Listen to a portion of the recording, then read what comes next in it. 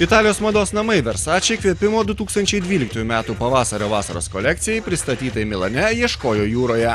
Mados kūrėja Donatella Versace mažas sukneles ir karštai vasaros dienai skirtus šortus dosniai puošė jūrų kriauklėmis, jūrų žvaigždėmis ir jūrų arkliukais.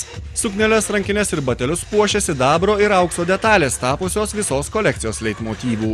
Versace sirenos taip pat vilkėjo pieštuko formos sijonus paaukštintų liemenių. Prie jų dizainerė siūlo tiesiog segėti liemenėlę ar vilkėti marškinėlius.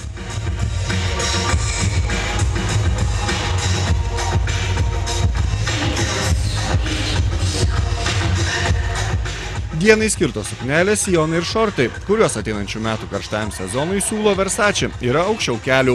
Vakarų mados kūrėja rekomenduoja ilgą rūbą.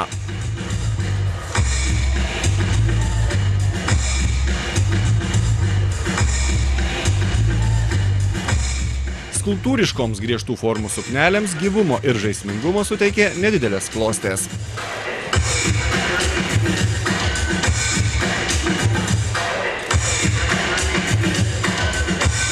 Kolekcijoje dominavo šviesūs atspalviai, kurie meistriškai buvo derinami su žalia, vandens ir alyvinės spalvomis.